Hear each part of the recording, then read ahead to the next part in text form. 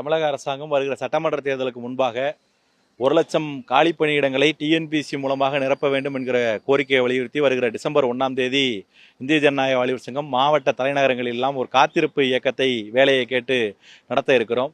அந்த இயக்கத்தை ஒட்டி இன்றைக்கு ஒரு மிக முக்கியமான பிரசுரத்தை தமிழக இளைஞர்களுக்காகவும் தமிழ்நாட்டில் இருக்கக்கூடிய அனைத்து மக்களுக்காகவும் வெளியிட்டிருக்கிறோம்.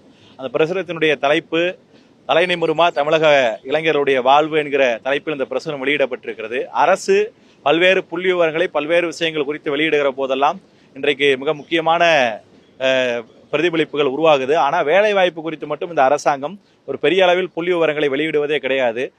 அதை ஒட்டி தமிழ்நாட்டில் இருக்கிற வேலைவாய்ப்பு நிலைமை, தமிழ்நாட்டு வேலைவாய்ப்பு குறித்து வந்திருக்கிற ஆய்வுகள், அது குறித்து அரசினுடைய புள்ளி விவரங்கள் தெரிவிக்கிற விஷயம், இதையெல்லாம் மையப்படுத்தி தமிழக இளைஞருடைய வேலைவாய்ப்பு எப்படி இருக்க வேண்டும் என்கிறத மையப்படுத்தி இந்த பிரசுரத்தை நாங்கள் வெளியிட்டு கிட்டத்தட்ட 1 கோடி இளைஞர்களை சந்திக்கிற ஒரு பிரச்சாரத்தை நாங்கள் இந்த மாதம் முழுக்க நடத்த இருக்கிறோம். இந்த பிரச்சாரத்தினுடைய நோக்கம் இன்றைக்கு தமிழ்நாட்டில் இருக்கிற 2-3 துறைகள் மிக முக்கியமான விவாதத்திற்கு உள்ளாகி இருக்கிறது. ஒன்று நகராட்சி நிர்வாகத்துறை, 2வது கூட்டுறவுத்துறை, 3வது ஊரக உள்ளாட்சித்துறை. இந்த 3 நியமனங்களிலும் இந்த 3 துறைகளும் கடந்த ஒரு மாதத்தில் மட்டும் ஏறக்குறைய ஒரு 10,000 பணியிடங்களுக்கு மேலாக நேர்முக தேர்வு என்கிற முறையில் நியமனத்தை செய்திருக்கிறார்கள்.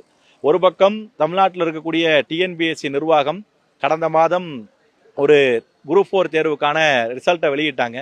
அந்த எண்ணிக்கை என்பது 4,500 தான். ஆனால் அரசு தேர்வாணையம் மூலமாக நிரப்புகிற எண்ணிக்கை 4,500 என்று இருக்கும்போது தேர்வு அல்லாத அல்லது நேர்முக தேர்வு என்ற அடிப்படையில் ஊழலுக்கு வழிவகுக்கிற இந்த மாதிரியான வகையில் ஒரு மிகப்பெரிய எண்ணிக்கையில் பணியிடங்கள் நியமிக்கப்பட்டிருப்பது என்பது ஒரு பெரிய சர்ச்சையை இளைஞர்கள் மத்தியில் ஏற்படுத்தியிருக்கிறது. எனவே தமிழக அரசாங்கம் இந்த சர்ச்சைகள் குறித்து விளக்கமளிக்க வேண்டும் என்கிறதை இந்த நேரத்தில் சொல்லிக்கொள்ள விரும்புகிறோம். அதே நேரத்தில் திமுக அரசு தேர்தல் வாக்குறுதியாக கொடுத்த அனைத்து காலி பணியிடங்களையும் நிரப்புவோம் என்பதை நோக்கி செல்லாவிட்டாலும் கூட வருகிற சட்டமன்ற தேர்தலுக்கு முன்பாக ஒரு 1,00,000 பணியிடங்களையாவது இந்த நேரத்தில் நிரப்ப வேண்டும் என்பதை நாங்கள் கோரிக்கையாக வைக்கிறோம்.